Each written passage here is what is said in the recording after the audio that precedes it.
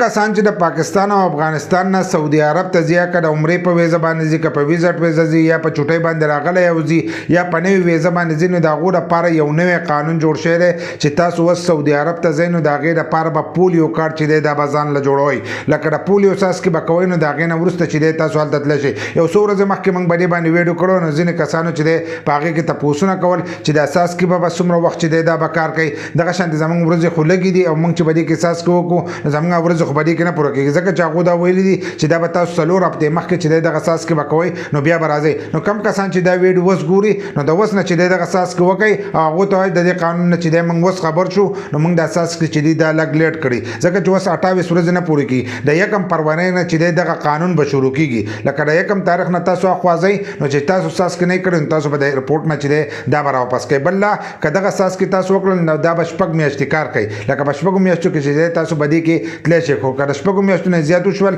نو تاسو بیا په دې باندې چې دی نشئ تللی نو کومو کسانو چې ویلو موږ په چوټۍ باندې راغلو نو موږ به دا څاڅکي څنګه راښکو نو دغه څاڅکي چې دي دا به تاسو دلته کې وکئ او هغو ته به خالي دغه ووایي چې قانون چې دی وشروع شوی دی په هغې کې 28 ورځې چې دی د دې نه پوره کېدلې نو ځکه موږ چې دی دا راغلو نو دا اوس نوی نوی قانون جوړ شوی لاړ شئ د پولیو څاڅکي وکئ نو هلو به تاسو په ایرپورټ باندې چې دی دننه پرېږدي که دغه شانتې لاړئ نو ستاسو ټکټ چې دی دا به ضایع کېږي بل دا ویډیو راوالی دا مخکې شیر کړئ ځکه زیاتر پښتانه چې دی هغه به د دې قانون نه نه خبر چې هر پښتون ته دا خبره چې دا ور ورسي